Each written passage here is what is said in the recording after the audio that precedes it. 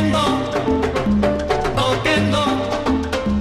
Oquendo, Oquendo. And we are back at the OPP, the Oquendo Perspective Podcast. First of all, I want to thank our Father for this opportunity and give us the ability to come together during this episode. Thank you, my Lord. First of all, I want to go ahead and I want to talk about a few things before we get into we dive into the episode. As my brother has spoken to you guys in the past, next year, 2025, Okenda Family Reunion, July. I don't have the specifics. My cousin Jeannie, my cousin Mindy, they're on it. So as soon as they're ready to start disclosing information and sharing, they will. All I can tell you is this: if Okendo's in your name, show up. Show up to Chicago, and we'll figure out how you fit in. You know, we requested a couple, put together a few videos this week. We want to begin to introduce the family members toward that reunion. We have a lot of things planned for that reunion, as it's 10 years, my familia, 10 years that we've been doing this. I'm so proud of you guys and proud of all of us, how we've been able to come together, stay together. It's been difficult. We've gone through a lot of loss the last few years. But I believe that because we have these reunions and because we have been coming together, it's been a little easier to deal with the losses that we've had the last few years. We had a time to establish some, roots and even though we've always come together during our times of loss, that's when we were getting together. But now, because of the reunions and stuff like that, when there's a time of loss, it's a lot more. We're a lot more involved. You're not waiting for that phone call at 2 in the morning. We're pretty all aware. Through social media and sharing and everything like that. So yes, so 2025. We've been doing this for 10 years. So I'm like, get out, get your tickets, get ready. Chicago. It's gonna be in July sometime. Again, that's Jeannie and Mindy. They're the people that are in charge for this year, but they're always ready. So let's get to the meat of it. This week's episode is a little basically. My brother touched on a lot of topics last week that really, really hit home. In today's world, the enemy is ravaging, you know, uh, communities, families, marriages, relationships, churches, through division, and we've allowed ourselves uh, to come into the position in this world where what sets us apart is not more important than what brings us together. So I do want to touch on a few topics, for this episode, and just it's a dialogue. It's important that we make every effort to combat division. When Jesus came, he came for everyone, not just for his people. He came for everyone. For the Jews, the Gentiles, everyone. So what we're in a critical time in history where we have a lot of information before us, and a lot of information has happened. And a lot of the times that sometimes we have to look at history in order to understand what's currently going on. It doesn't mean you have to look back, and go back to the way things were. No. Look at it as history going forward. Okay. So first thing I want to start out by is again, these are three areas in which I believe, for me, it is very important to discuss and how we can do better. How we can do better. What is it? What are the three areas in which I believe, um, the enemy is attacking us, or we as a people are attacking each other? Number one, easily, social media, right? Social media. You can either use it as a bridge or as a barrier, right? Let me give an example. Like we were talking about earlier today, just a few minutes ago, about the family reunion. We've been doing it for 10 years, familia. 10 years, my people. And we've because of social media, we've been able to continue the tradition going forward. The communication. Uh, Before, like when my grandfather, during his times, there were pigeons. The phone calls were, to the neighborhood phone, and that's how would they find out news, so on and so forth. During when my parents growing up, there were the phones. As we grew up, with the beginning of cell phones, and then the next generation, social media. So it, we can use it for good, right? Or we can allow the platforms to divide us, right? Every so it's just to make sure that everyone's aware how social media works, right? um what their job is, each platform, is to keep you involved in that platform as long as it can have you, right? You are the customer, you're the product, so they want to know what you like, what you don't like, because they're going to take that data and sell it to other big companies, right? So let's say you like cars, right? So you're on TikTok or on Facebook or on Instagram, and you like cars. So all of a sudden you're going to see that, okay, I like this car. Okay, I like that car. But let's say you favor Ford, right? You like Ford. You like the Mustang, right? And you hate Chevy, right? So you start, yeah, man, I love Ford, right? Plus Ford, I love Ford, I love Ford. So guess what you're going to begin to get? You're going to begin to get Ford advertising. You're going to begin to get more Ford, uh, uh, articles, also on your feed. You're going to get more Ford, posts, because that's what you're liking, you know, and what you're doing, you're thumbing down anytime you see, Corvette. I don't like Corvettes. Mustang rules. Yeah, you know, that is in a way how now social media begins to divide us, right? So now you're only getting posts about Fords, right? And all of a sudden, Chevy, right, has a new way of self parking, right? And because you're you've been focused so much on the Ford, you missed that feature. You didn't hear about it, so on and so forth. You know, and what happens now is, let's say now I like Ford, and let's say my brother Eddie likes Chevy, right? So he's a Ford driver. No, I'm a Ford driver. He's a Chevy driver, right? So he's liking all the Chevy stuff. So as he's liking all the Chevy stuff, right? He has all the latest information on the Chevy stuff, so he's gonna know what the Chevy stuff is, right? So then one day, my sister Lisa or my brother Abraham come over to us, and Abraham says, hey, Freddie, Eddie, um, man, I want to get a new car. Which ones do you think I should get, right? So based on the information that Edward had acquired through social media, right? Oh man, I love Chevy, Chevy, Chevy, Chevy. He's going to give him all the wonderful things that Chevy does, you know? So, now, he's talking about, Abraham's like, oh man, that's some good stuff in Chevy. And I can, again, I'm not wasn't focused on it, but there may be features in the Chevy now that I may like, but because I haven't been paying attention, uh, I didn't know. I may have wanted to try a Chevy now, maybe a Corvette, because, it has more features, you know?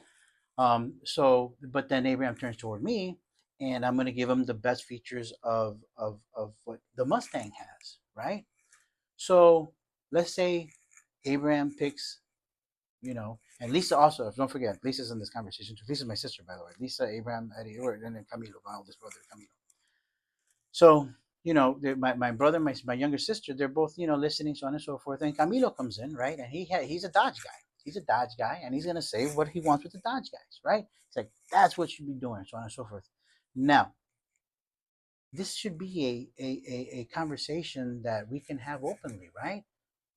Edward loves Chevys, Camilo loves Dodges, I love Mustangs. Abraham and Lisa are just trying to figure out the next car they want to get, right? So when we take that into practice in today's society, right, what's happening with each of those is that now everyone's guarded toward theirs, right? So if Abraham doesn't pick my Mustang and he goes with Ed or Chevy and Lisa goes with Camilo's Dodge, am I supposed to not be, am I supposed to be upset? Am I supposed to be unhappy? And that's what happens today, see? And I shouldn't be. It's a conversation, right? And social media, what it has done to us, it feeds you the information that you are that you like, right? That you agree with. That's what its job is to do. But just because Edward likes Chevy and Camila likes Dodges, am I not going to listen to what their uh, products or their vehicles can provide and can produce? I mean, am I going to be mad at Lisa for picking Dodge and Abraham for picking a Corvette? And I'm going to feel like I'm the outsider? No, no, no. And that's what we need to apply to not just this scenario. You can use it to everybody. You can do it into politics, Apple versus Samsung. Vehicles. This country versus that country. This team versus that team. We cannot let social media be the barrier. Let social media be your bridge. Be your bridge. You know, if yeah, it's important to. I know you follow what you like, and that's good. That's important. That's important, right? But because of you know the way they're structured, you understand that the information you're going to see, you're going to be an expert at, right? If like once again, I like Mustangs, right? Take it to another level. I like Apple, and Camilo likes Android, but he doesn't. He likes Apple, but just in case, let's say he liked Android, right? We're always gonna be like, man, he's Android, and you're an Apple guy, man. And that's where it's at today. Yeah, social media has the ability to bring us together or tear us apart. And understand, the enemy wants us to be distracted. And that's why social media goes down that path. It keeps feeding you, feeding you, feeding you, feeding you, feeding you, feeding you what you want to hear so that you could be divisive towards your brother and your sister, towards your mom and your dad, towards your children. No, no, no. Which brings me to my second point, right? My second one that I want to talk about division. Um, and uh, this is an important one. The reason I wanted to talk about social media first is because this goes kind of hand in hand with that, right? One of the things that has come out from social media, not only is it a thing of like I like Apple and you like Android, right? Um, it's also helped create a greater generational gap, right? A greater generational gap, right? The division between, you see it all the time. Oh, millennials blame boomers and Gen X, or Gen X is not happy with the millennials or Gen Zers or the new alphas coming out, so on and so forth. The generations, you know, uh, growing up, growing up, what I was taught, what we were taught was we want the next generation to always be better than the current generation, right? That's how we were brought up.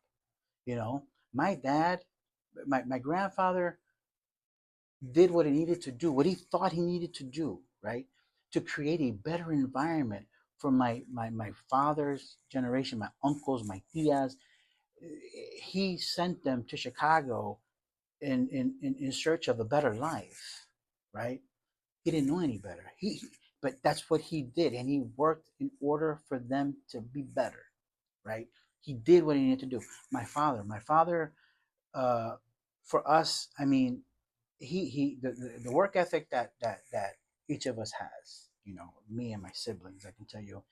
My mom, yes, but my dad, I remember to this day.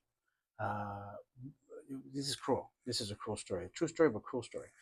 My mom, my dad, we were living in Puerto Rico, and this is I think 80 at the end of 83, I believe. We were in Puerto Rico, end of 83, if I remember correctly. And I was in Puerto Rico. Yeah, it was December, so on and so forth. My parents decided to move us back to the states in December. So we're living in Ponce, Puerto Rico, 84-degree weather to come to Chicago below zero, right? Because back in the 80s, for whatever reason, winters were cold in Chicago, cold, cold. But anyway, so one of those winter nights, it was below zero. And in Chicago, it's all about the wind chill. In Chicago, it's all about the wind chill. It could be -2. But if the wind's coming off that lake or the wind chill, boy, it gets cold. And I remember the weather being like one of the record cold nights, and my father's car broke down. My father's car broke down, right? So when my father's car broke down, um, he he he didn't come home. He didn't come home. He went to work, did his shift, right? Came back home, walked home, waited for I think the Ochero to be available the next day, and they went to get the car, get it fixed, and then we're home. That was my dad, you know, and that's where I saw that because of him and my mom. My mom, they actually alternated shifts because they wanted to make sure that we were taken care of. So like my mom would work, my dad would work the first shift, my mom would work the second shift, and then there was always somebody there. Because me and Ed were playing sports at the same time to La Cosasi. So anyway, point being is that they did all that, right, so that my brothers, myself could go to school, right? So my grandparents sent them to the States because the States gave them opportunity. So then my parents worked their butts off so that, our generation would do better than their generation. And then that's how I've conducted my life. That's how if you look at my cousins, even most of it's part of our perspective, the Okenda perspective, Uh, our vision of success isn't our success. Our vision of success is our kids' success, right? Our kids' success. And if there is a divide between the generations, if I can't connect to the next generation, how are they going to be better? We know more now, than our parents knew. We communicate with our children. We try to bring them up. The things that we didn't know, we can't allow social media to divide us, be based on, why are they getting free education? Why is Medicare an issue? Or, money. We're allowing those topics to divide us. You know, uh, it's the young generation needs the old generation to become wiser, and the old generation needs the young generation to move forward. Understand that they have the energy to move us forward. We may have wisdom, but don't we have that saying all the time? Isn't that a common saying, basically, that we always say, "Este, I wish I was young with the knowledge I have now."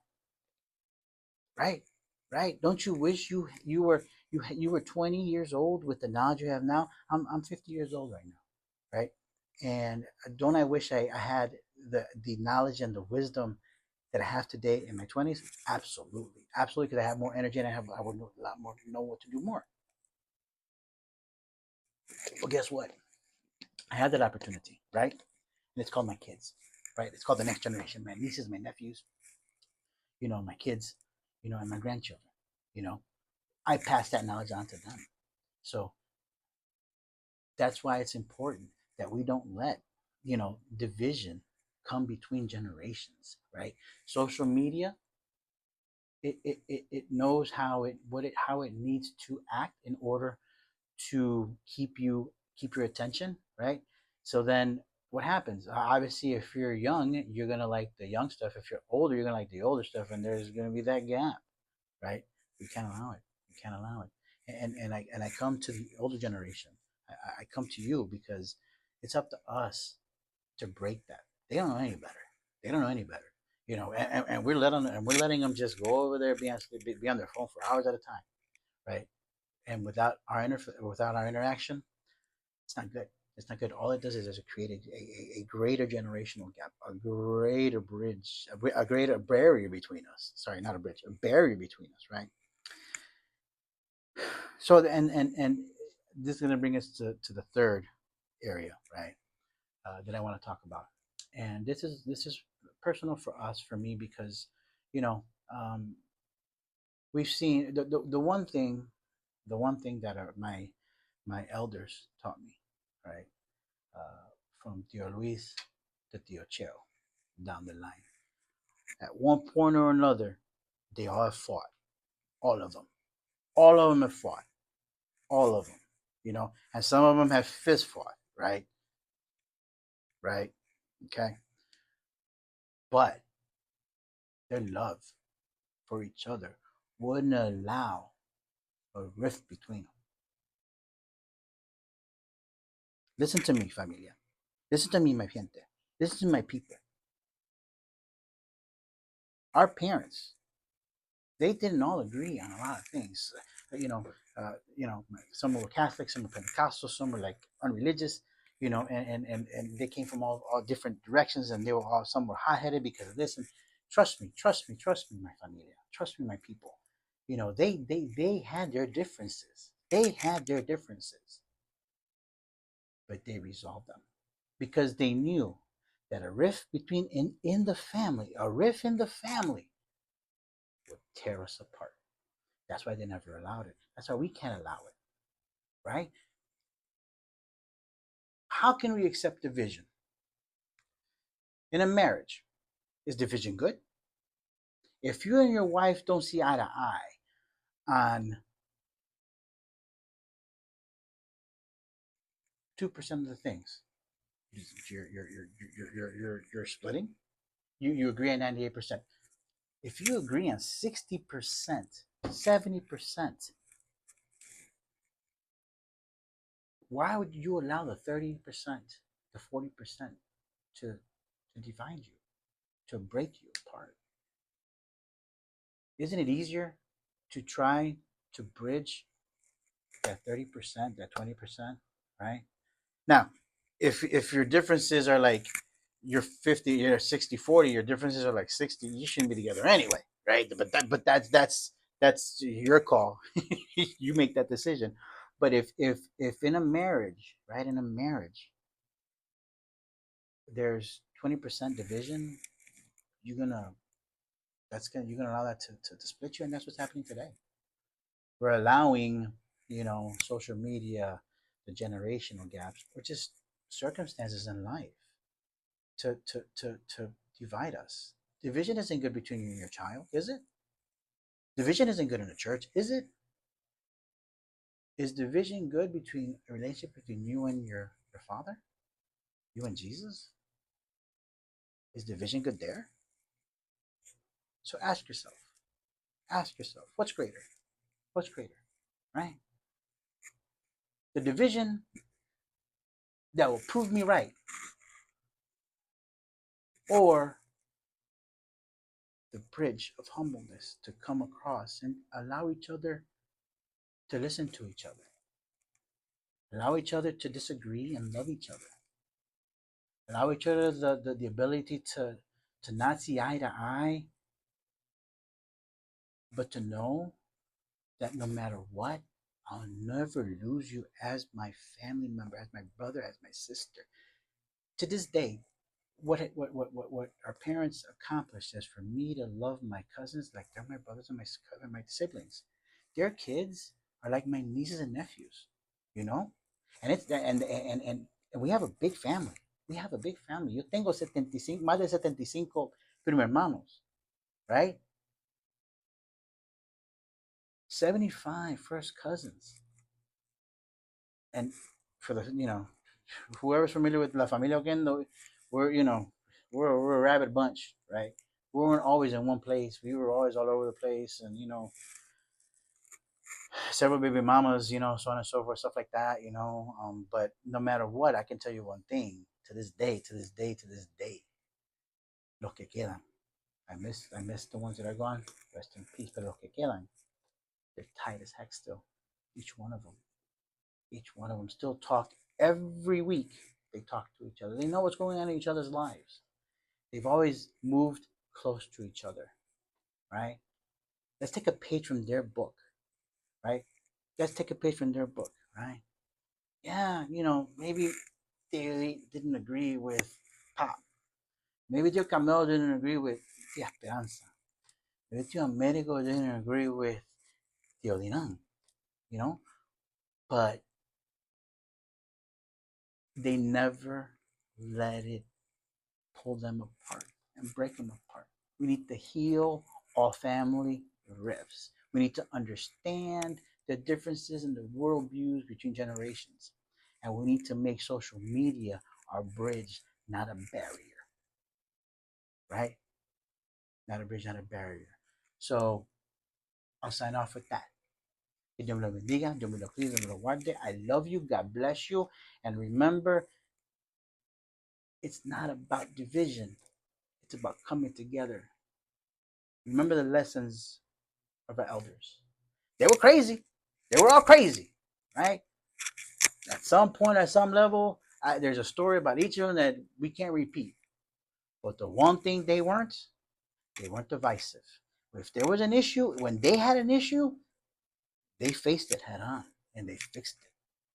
They fixed it. Dios me lo bendiga.